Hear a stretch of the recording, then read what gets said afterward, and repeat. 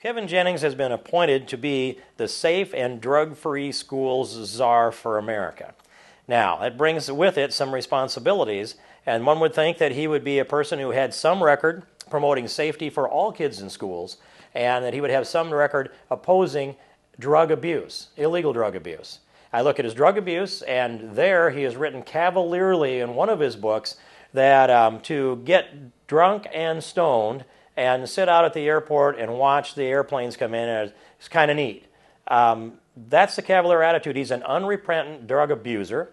On the floor the other night, Jared Polis, an openly gay member of Congress, defended him aggressively and said that Kevin Jennings has had his own issues with addiction. Now, I don't know if this addiction is addiction to drugs or it might have to do with the idiosyncrasies that he spent his career promoting. But he has spent a career promoting homosexuality, a lot of it within our schools and a lot of it within our elementary schools. He's written at least 4 books on the subject. He's written the foreword on the book called Queering of Elementary Education. That's been almost his exclusive focus, and as a teacher in Massachusetts, upon counseling an underage boy who had been having sexual relations with a man or men in the restroom at the bus stop, his best advice was, "I hope you used a condom." When he was a mandatory reporter, the law required Kevin Jennings to report that incident of the abuse of that child, intergenerational sex. And I suspect that he didn't have any alarm bells go off in his mind because of Kevin Jennings' focus on homosexuality. And by the way, he has said of Harry Hay, who was on the cover of the NAMBLA magazine. Now, that's the North American Man-Boy Love Association. Harry Hay always inspired him. Now, we know 2 things about Harry Hay. He spent his life promoting homosexuality, intergenerational sex between men and boys, and that's why he was on the cover of the magazine that's organized to promote such things. We know that he's also a self-professed communist. I don't know whether that is part of Kevin Jennings or not. We know who's always inspired him, Harry Hay. And we look at the track record of his history, exclusively focused on the promotion of homosexuality, handing out literature, some of it pornographic, and he is on record in an article written by Tony Perkins that was in Human Events magazine, I believe last June of this year, 2009, where he's quoted as saying that his promotion of safe schools was a strategic effort, safe for homosexual kids, that's the bullying laws in America, that it was a strategic effort to try to blunt the criticism so that they could actually advance their agenda of promoting homosexuality, and their goal is to achieve public affirmation of homosexuality in America.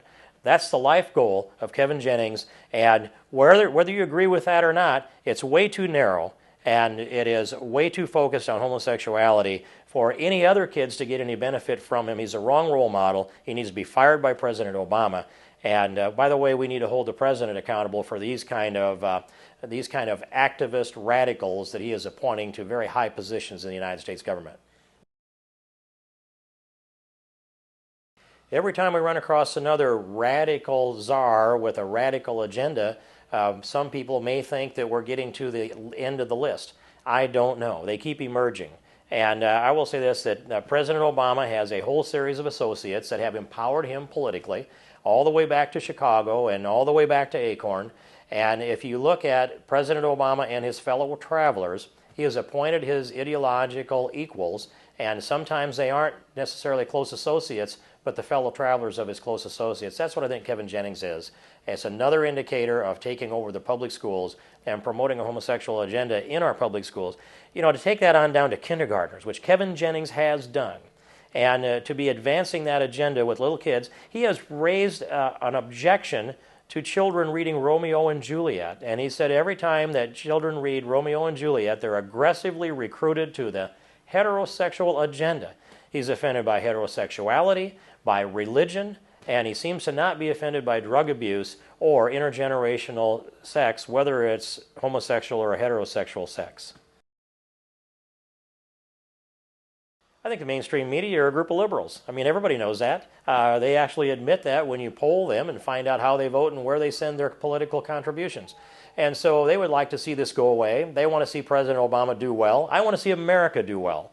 And this is a radical agenda, and President Obama needs to be held accountable for this radical agenda. Now, some of the cable news people will and have raised this issue. The websites are starting to pick it up. The American people know. I can tell by just the conversations that come to me on the streets. They're starting to learn. And I'm really grateful that we aren't simply having to rely on big three television networks for all of our news.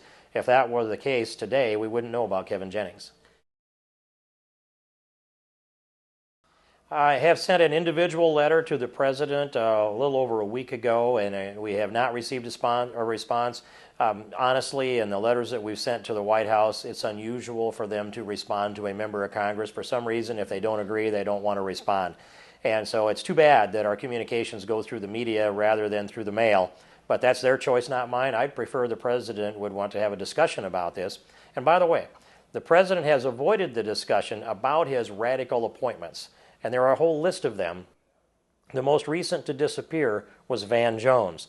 The president had engaged himself into a minor law enforcement issue up in Boston with Professor Gates and Officer Crowley. The president engaged in that, and he had to pass judgment upon the performance of Officer Crowley, not knowing anything about the case. And in order to settle the flap over that, the president called a beer summit to settle the issue. Well, here he is with his own appointments, his own czars, and Van Jones disappeared at 12:01 a.m. on a Saturday morning, by my recollection, and Kevin Jennings needs to be fired by the president, not just disappear in the middle of the night.